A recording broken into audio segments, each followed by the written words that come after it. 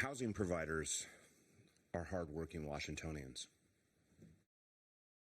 They are the ones that take the risk every day to make sure that the supply and the housing is provided for all Washingtonians. Mr. Chair, we have heard through this committee and for years and years the argument that rent control does not work. I will not take the time this morning to go through the documents and the stats because we've heard it. Rent control does not work. There are a myriad of other things that we can be doing and that we already are doing in the state of Washington to help those who are burdened, who are helping those who are on the margins, who need the most assistance. We have spent billions of dollars in the state of Washington doing exactly that. Mr. Chair, 2.5, almost 3 years during the pandemic, we had to take action with an eviction moratorium. We came together to make sure that people did not lose their houses, that they could stay where they were at. And we worked together on policy and funding to make sure that that exactly happened. But there were other consequences and other pieces that were put in those proclamations, including rent control, including the inability to raise rents for those time. And then coming out of the COVID crisis and the ending of the eviction moratorium, we knew what was going to happen. We knew that rents were going to go up as we had artificially held back the market for 2.5 years. Landlords had no choice in some ways, and many did, and many decided not to raise rent or to forego large increases to try to hedge against. And then what happened? We head into an economic time that is full of uncertainty, 10% inflation, rising costs everywhere around us. Average costs now to do maintenance or to hire somebody, I challenge anybody to find somebody to go out and do repair for under $75 to $100 an hour to do basic repairs. These are all costs incurred by the housing provider, and they have no recourse.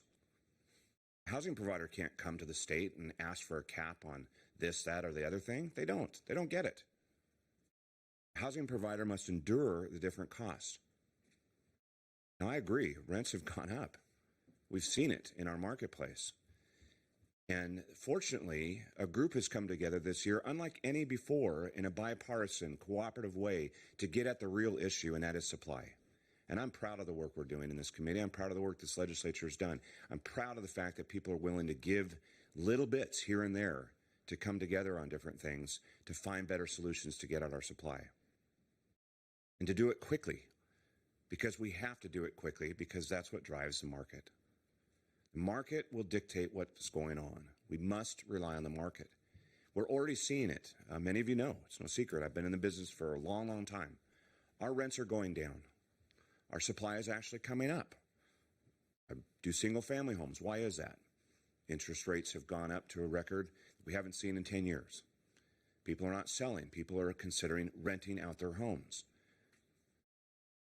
More supply equals lower rents. Rent increases going out on notifications are not in play, or they are lower. Industry-wide, we are checking these stats with all of our partners to find out what's going on. Seattle has seen one of the largest decreases in rents over the last several years. Mr. Chair, this complicated piece of legislation will create additional burdensome requirements, cause of action from the Attorney General's office. It goes too far. We have spent years dealing with regulations and laws and policy that affect the housing providers in Washington state. Some of those we worked together on and we could find compromise, and they were good. We've increased notifications. We have worked on the eviction process. We have incorporated mediation. We have given free legal advice. We have done a myriad of things to help people in the state of Washington.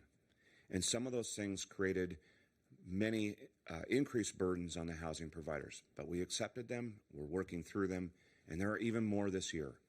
We just can't seem to stop in the state of Washington. But this bill and the one previous go too far. I do believe, Mr. Chair, that we have other ways, and time will show, and processes and other bills that are coming forth, that we can find a way to bridge the gap.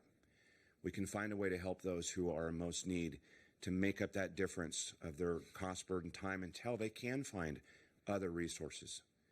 We know there are other programs being considered and more money being considered to be poured into programs to help people in the state of Washington that most need the help.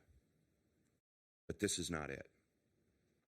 I fear if we pass this out of committee and we let it go to the process and it becomes law, the detriment of this policy will far outweigh the good intent of this policy for years to come. I strongly urge a no.